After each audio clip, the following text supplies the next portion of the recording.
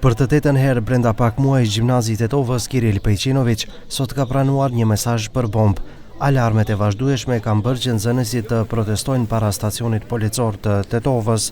Ata thonë se situata është bërë e padurueshme, pasi po humbin mësim dhe janë të lodhur nga evakuimet e shpeshta.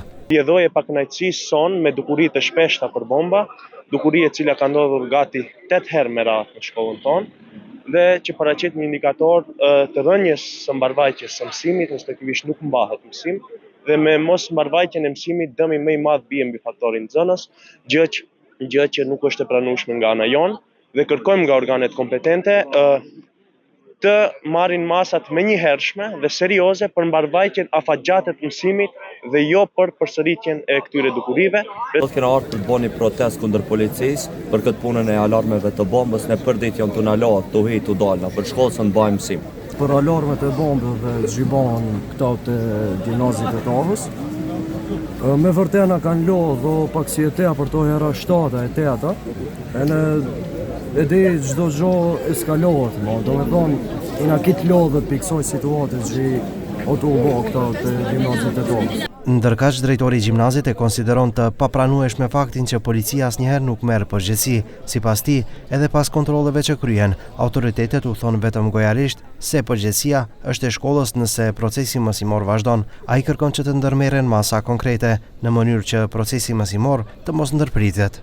E ditës sotme e padurueshme. Kjo është e patolerueshme, nuk kemi asnjë farë përgjigje nga ana e Ministrisë Punëve të Brendshme. Sektori për punë të brendshme në Tetovë nuk është duke dhënë ndonjë farë përgjegjësie, llogari apo diçka tjetër, edhe pse ata vinë vazhdimisht e bëjnë punën e vet. Megjithatë, njerëzit të cilët duhet të vinë kompetent për mbikëqyrjen e objektit të antiterrorit nuk ka, vazhdimisht presin, dhe ne na e lën përgjegjësinë masi i kryejnë aspektet protokollare të veta, gjë që nuk korespondojnë me aspektin profesional, edhe pastaj të vetmen përgjigje që na e japin neve, të paktën mu si drejtor, e keni ju përgjegjësinë të vendosni, a do i leni nxënësit brenda, nuk i leni nxënësit hynë brenda. Nuk ka mundësi që unë të marr përsipër t'i fusim 1400 nxënës brenda objektit, kur vet organi kompetent nuk e merr përsipër ata. Protesta dhe bojkoti i mësimit ishin paralajmëruar nga drejtoria javë më parë, me arsyetimin se alarmet e vazhdueshme për bomba të rreme dhe mungesa e përgjegjësisë nga ana e Ministrisë së Punëve të Brendshme kanë bërë që procesi mësimor të ndërpritet pothuajse çdo javë.